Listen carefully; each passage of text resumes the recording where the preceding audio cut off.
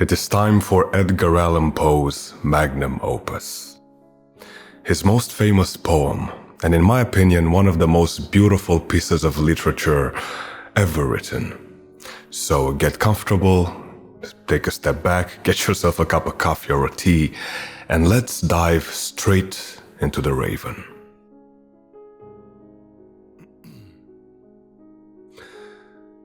Once upon a midnight dreary, while I pondered, weak and weary, over many a quaint and curious volume of forgotten lore, while I nodded, nearly napping, suddenly there came a tapping, as of someone gently rapping at my chamber door. "'Tis some visitor," I muttered, tapping at my chamber door, only this, and nothing more. Distinctly I remember it was in the bleak December, and each separate dying ember wrought its ghost upon the floor. Eagerly I wished the morrow, vainly I had sought to borrow from my book surcease of sorrow, sorrow for the lost Lenore, for the rare and radiant maiden whom the angels name Lenore, nameless here, forevermore.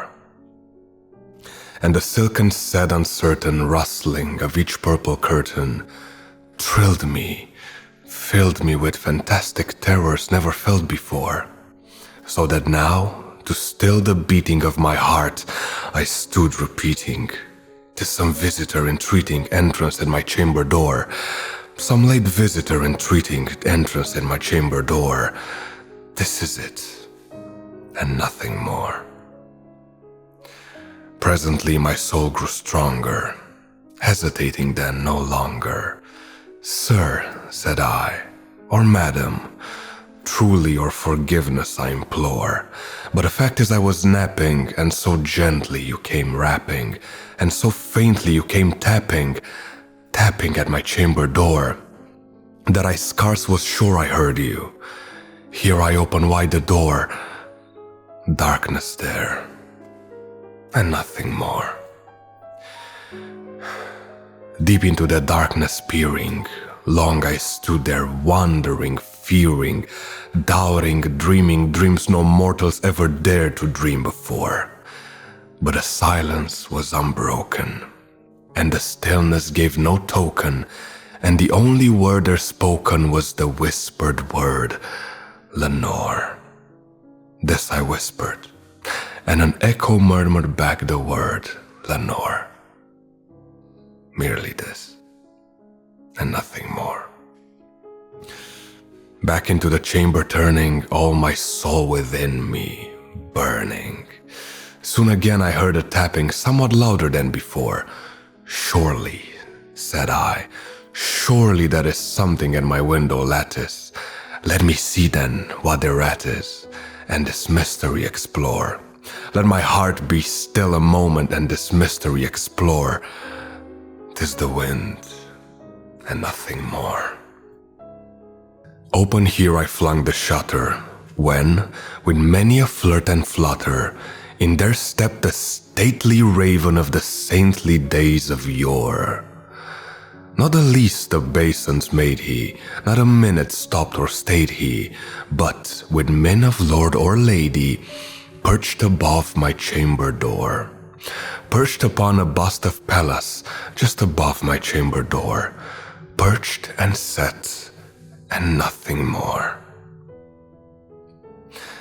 Then this ebony bird beguiling my sad fancy into smiling, by the grace and stern decorum of the countenance it wore. "Though thy crest be shorn and shaven, thou," I said, "art sure no craven, ghastly, grim, and ancient raven wandering from the nightly shore.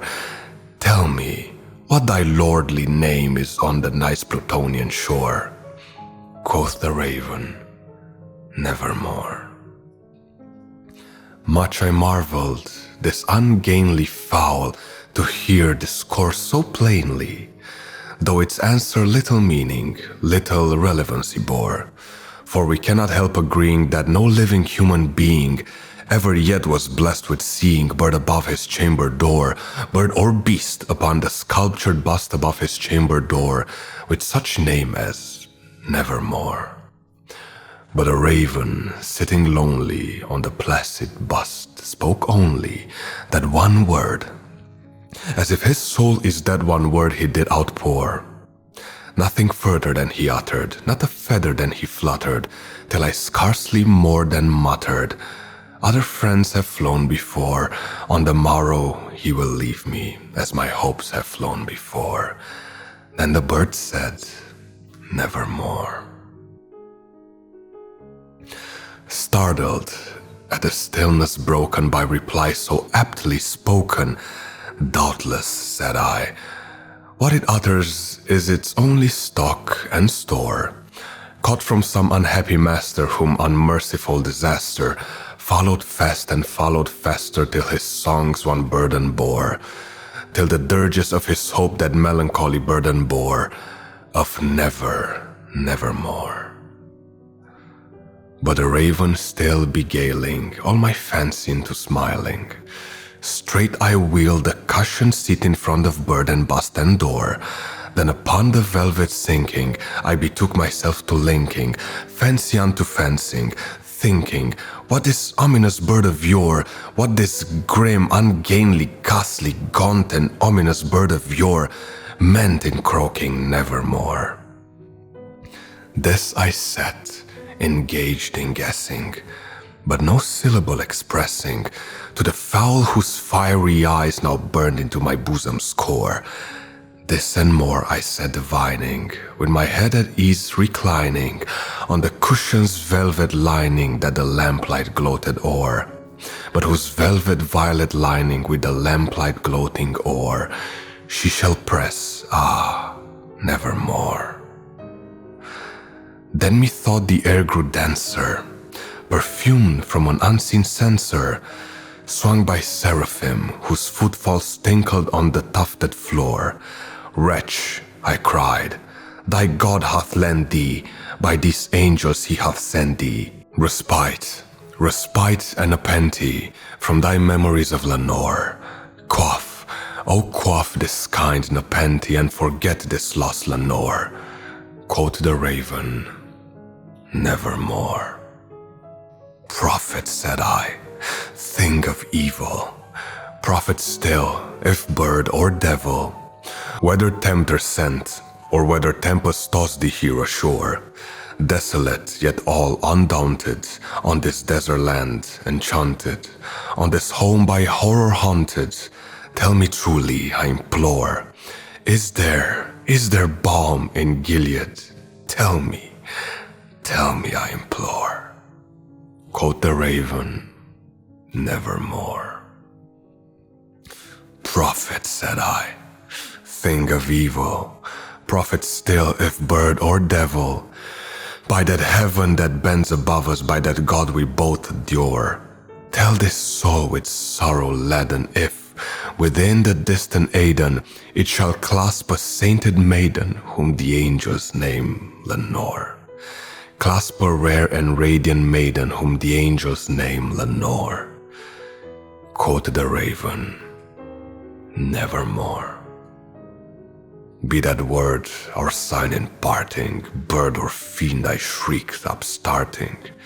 Get thee back into the tempest and the night's Plutonian shore.